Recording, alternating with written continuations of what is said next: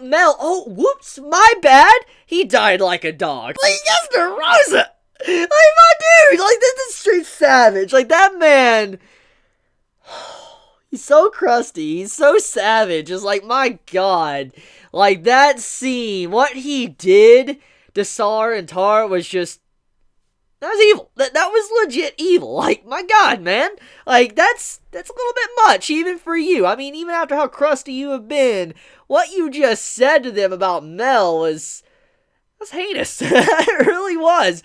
So, can we just talk about how Death Pierce, he got, like, Yamcha'd in this chapter? Like, I couldn't help but just laugh and think how pathetic he really was in this moment. When the man goes to charge Derriere to cut her and all that, and you just see his blade just snap, and he just looks at his blade, and he didn't do anything to her. Derriere didn't even block. Like, she was literally just that durable, that tanky, to where his blade just got completely snapped in half if you look at the panel, and I just like, you see Death Pierce? You're a weakling.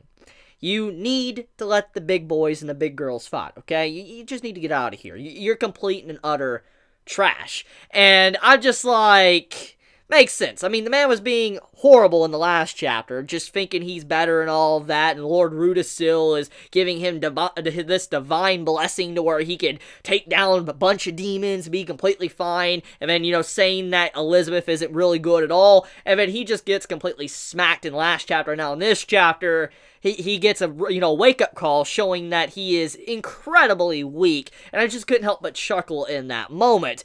But okay, so can we talk about how tanky Estarossa is, like, for a second? Like, can we talk about that?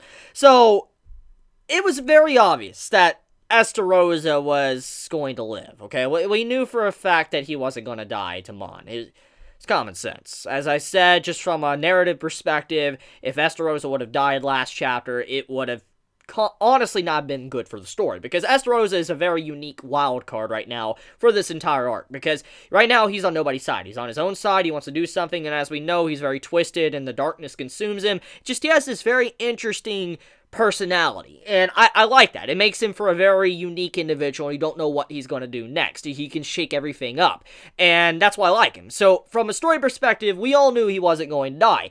However, he didn't even get any wounds, apparently, from Mon at all. I figured that Mon maybe could have left a scar or something on Estarossa, but that clearly does not seem to be the case at all from this chapter. Actually, soon as Derriere arrived onto the battlefield, like she landed right where Elizabeth was, Estarossa was right there, quickly right behind Derriere, like literally probably about 30 seconds to a minute later. So it clearly shows that what Mon didn't really stall Estarossa much at all. I mean, you can see some marks on his body, maybe he regened and all that and he healed, but there's no visible signs of him really being, like, permanently damaged. Now, we do know when it comes to demons, when they are constantly getting chopped up or whatever they're healing, it does decrease their stamina. They do lose stamina, so we know for a fact that Estarossa probably did lose some stamina against, you know, fighting Mon, or when Mon used that giant Hellblaze, but even then, though,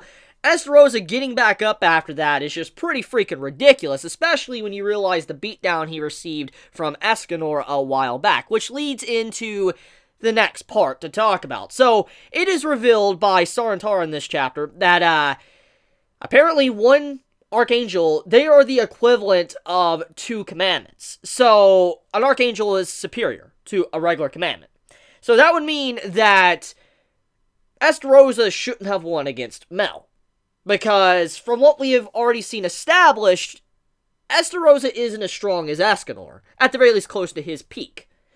Because of what happened a while back. Now, I have faith in Nakaba-sensei that this isn't inconsistent power scaling. I do know that sometimes power scaling can get a little bit wonky, don't get me wrong there. But I don't believe it's inconsistent power scaling. As we all know, Mel had the same personality as Escanor. And he also had the same weakness. In the middle of the night, he would probably be incredibly weak. And knowing how Estarossa operates, how crusty he is as an individual, he most likely attacked Mel with his back turned, or even while he was in his weakened state and just killed the man like that. And so Estarossa might not have ever really got to fight Mel at full strength.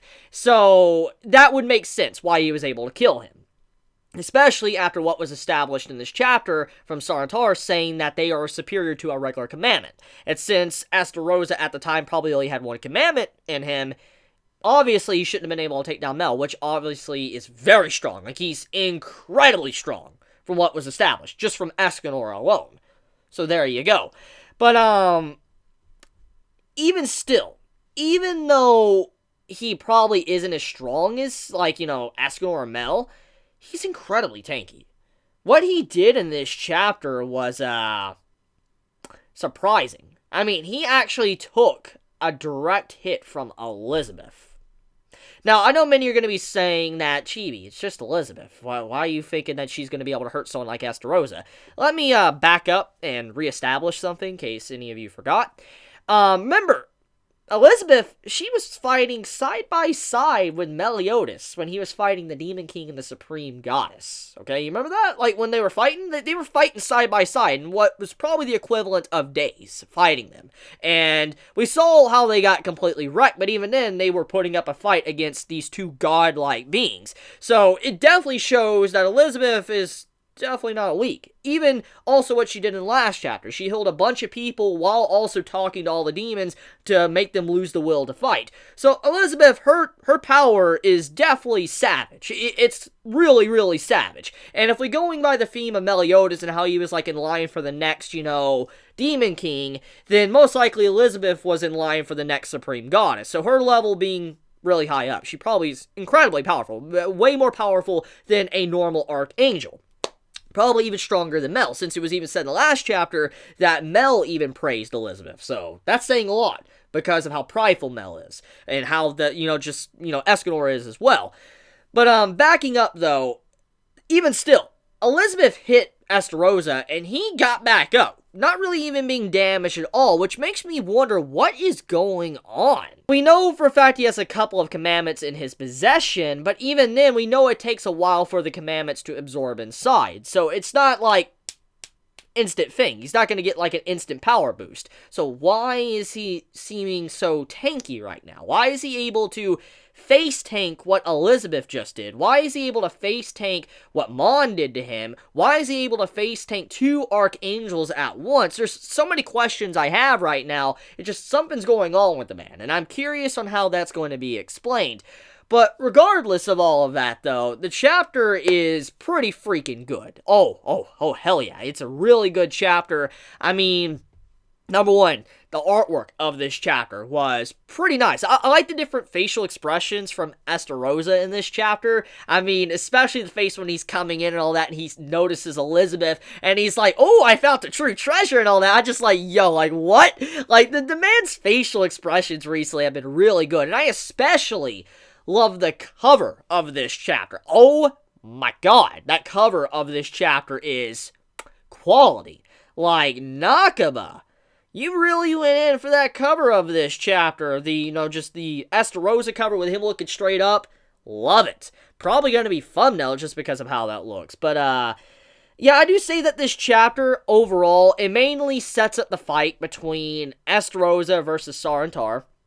And also Derriere and Elizabeth, it seems like they're about to really become an official tag team together, taking down people. So that's going to be fun.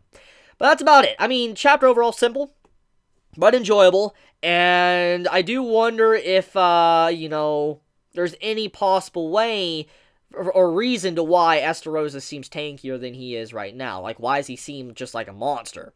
But I love you guys. You have a wonderful day or night wherever you live. If you enjoy my content, please subscribe. If you like this video, please leave a like. And I love you guys. Please be safe. Chibi out.